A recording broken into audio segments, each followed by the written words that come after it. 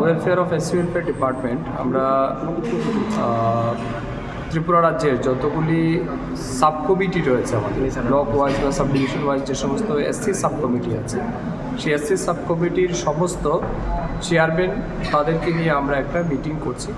আজ থেকে প্রায় 5 থেকে 6 মাস আগে এই গীতাঞ্জলি আমাদের যে মিটিং হল সেখানে আমরা তাদেরকে নিয়ে একটা মিটিং করেছিলাম।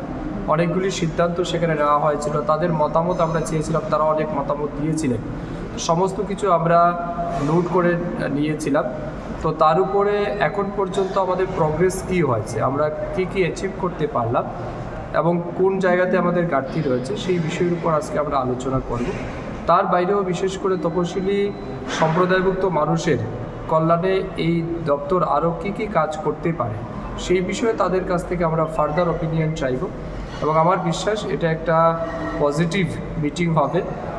তার চেয়ে গুরুত্বপূর্ণ বিষয় বিশেষ করে যেমন সাব কমিটির চেয়ারম্যান যারা ছিলেন প্রথম মিটিংয়ে তারা দাবি করেছিলেন যে তাদের অনারিয়ামটা অত্যন্ত নেগলিজেবল, এটাকে বাড়ানো উচিত।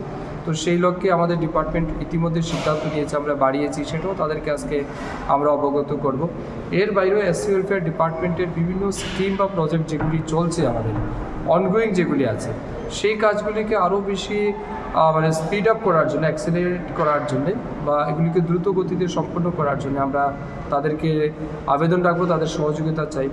তো সব মিলিয়ে একটা গুরুত্বপূর্ণ বৈঠক হতে যাচ্ছে।